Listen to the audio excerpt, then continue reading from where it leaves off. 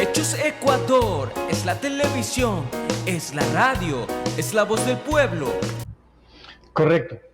Hay, en todo caso, dos ejes a los que los vas a desarrollar. Supongo que hay, aparte de eso, la Hay situación más, de pero un unidad. poco para interactuar.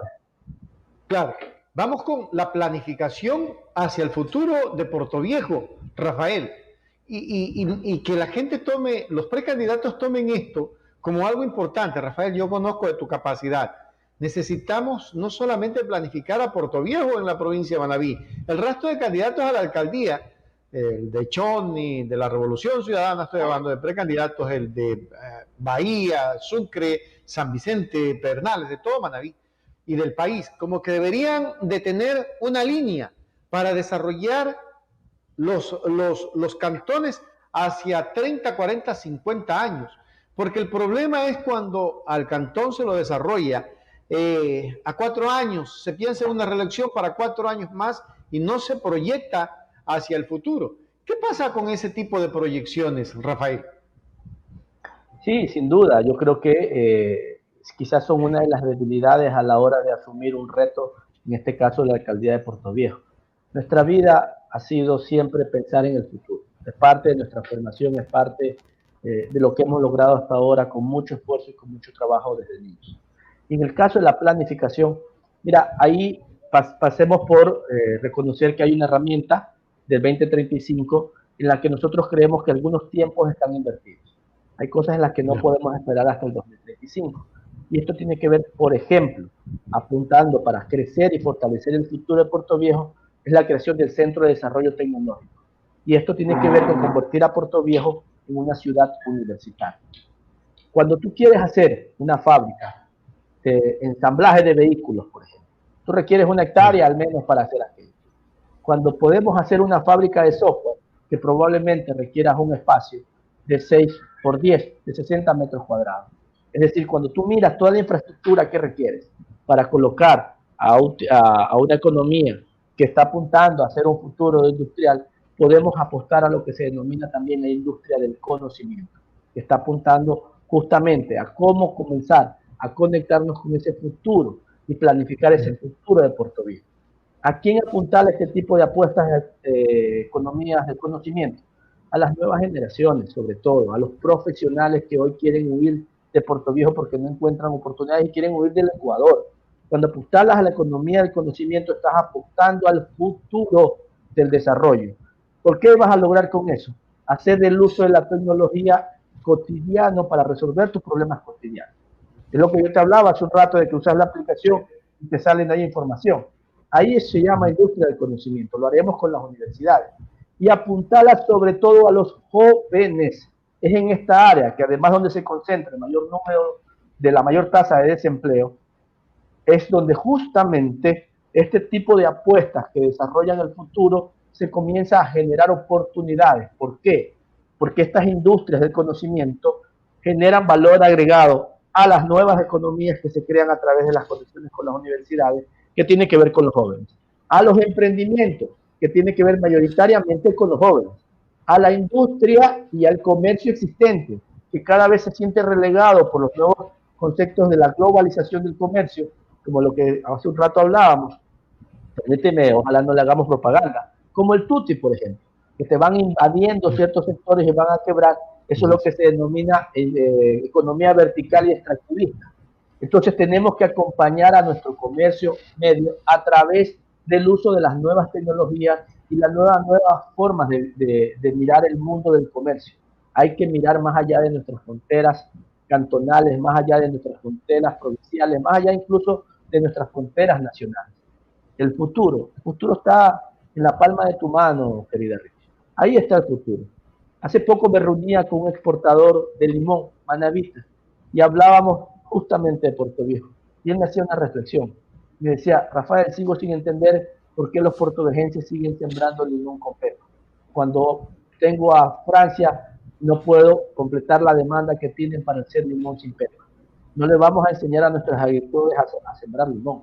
Les vamos a enseñar a través de un nuevo pacto institucional, con un acompañamiento permanente, con tecnología y nuevos conocimientos, acompañándolos para estos nuevos mercados, que miran el futuro y el desarrollo del mundo y en función de eso acoplarlo al desarrollo de Puerto Viejo para que sus economías mejoren. Esto va a requerir evidentemente una planificación dedicada, una planificación que regrese nuevamente la mirada a estos sectores que han sido abandonados. Muchos apuestan a la línea de productividad, a los procesos agroindustriales. Eso es correcto, está bien. Pero en el caso de Puerto Viejo y de Manabí incluso, hay que empezar por el inicio de la cadena productiva. Y es donde hay las grandes falencias que tienen que ver con nuestros agricultores. Si no, lo que vamos a tener es que si apuntalamos al final de la cadena productiva, probablemente un fracaso, porque no estamos mirando el inicio para poder sostener el final de esas líneas nuevas de producción que se requieren, que significan darle agregador de valor a la producción agrícola, en este caso de Puerto Viejo y de Manabí. Así que ahí está el futuro, querido Richard.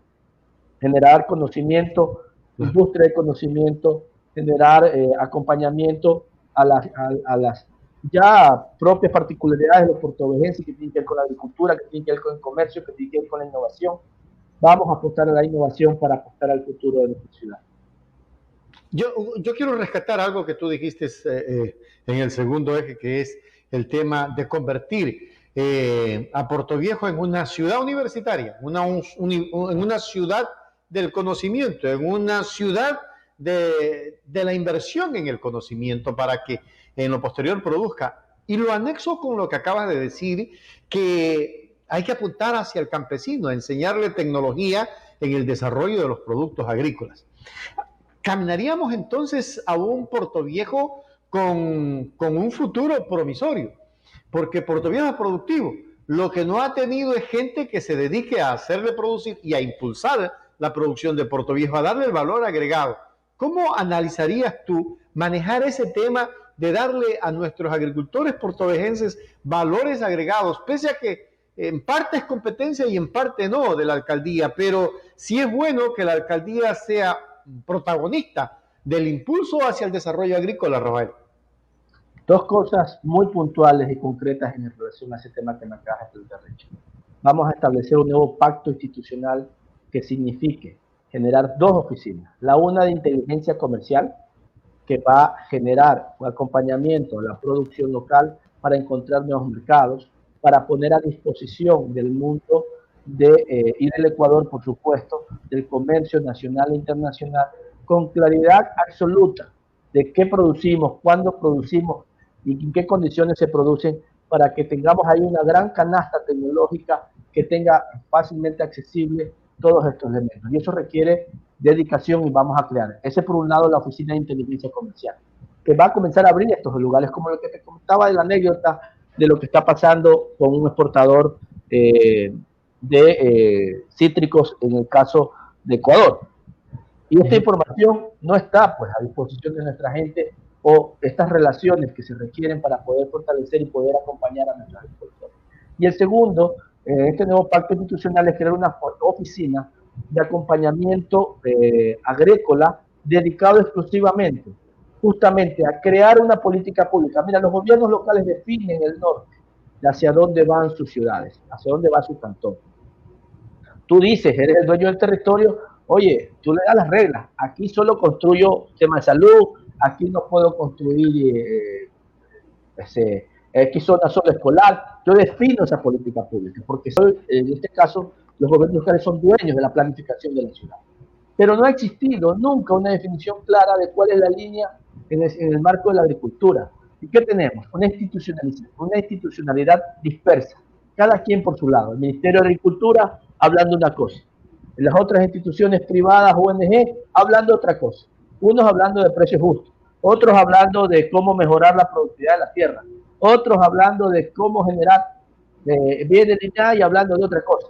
Es decir, hay un divorcio absoluto y le corresponde a la institución local, en este caso los municipios, decirle a la gente, ok, calmémonos un poco y por aquí es la línea en que se va a concentrar Puerto Viejo, escuchando también a nuestros agricultores, acompañando a nuestros agricultores.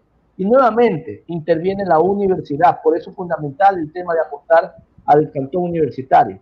La Universidad Técnica de Manabí tiene una de las facultades en el marco de la agricultura y la agronomía más prestigiosas del Ecuador.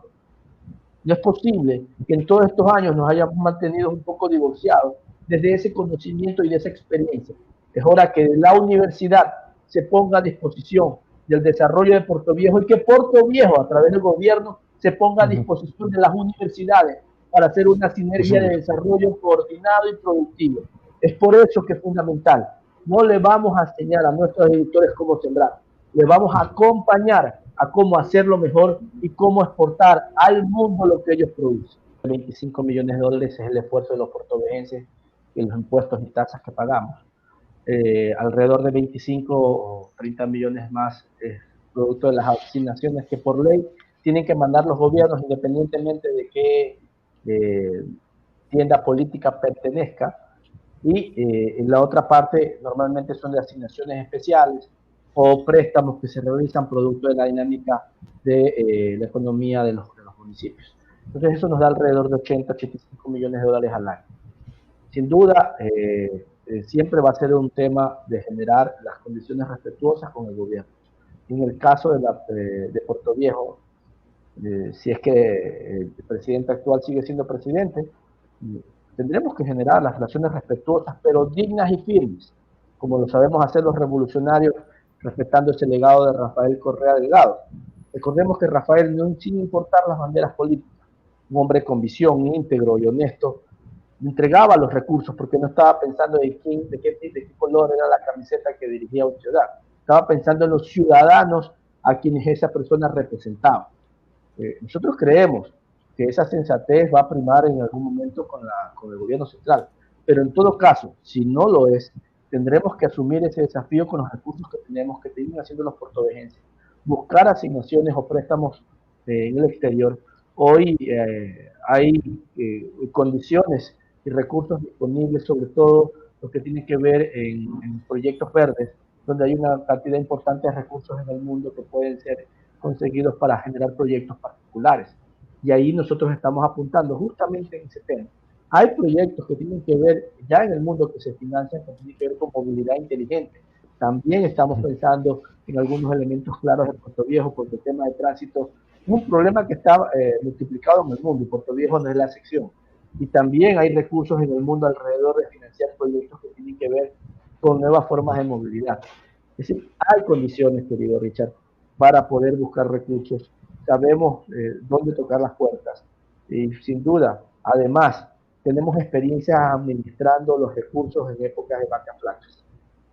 Mi vida ha sido, la mitad de mi vida, o casi toda mi vida, ha sido épocas de vacas flacas.